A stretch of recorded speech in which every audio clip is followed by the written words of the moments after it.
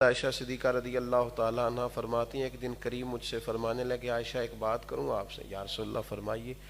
فرمایا جب آپ مجھ سے راضی ہوتی ہیں پھر بھی مجھے پتہ چل جاتا ہے،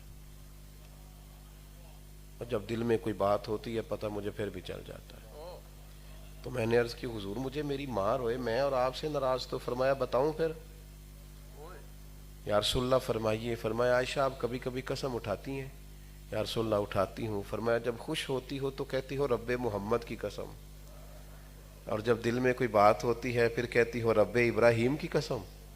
پھر حضرت ابراہیم خلیل علیہ السلام کی نسبت سے قسم۔ جناب عائشہ صدیقہ کہتی ہیں میں گویا زبان سے تو ہنس رہی تھی پر آنکھوں سے رو رہی تھی۔ یا رسول اللہ آپ اتنا احساس فرماتے ہیں، جملوں سے حساب لگا لیتے ہیں، آج کل کوئی کیا سوچ رہا ہے؟ کہتے میں نے فوراً عرض کی یا رسول اللہ مجھے رب محمد کی قسم ہو میری زبان سے آپ کا نام ہی جاتا ہے، میرے دل میں آپ ہر وقت موجود رہتے ہیں۔ وہ نام جناب ابراہیم خلیل کا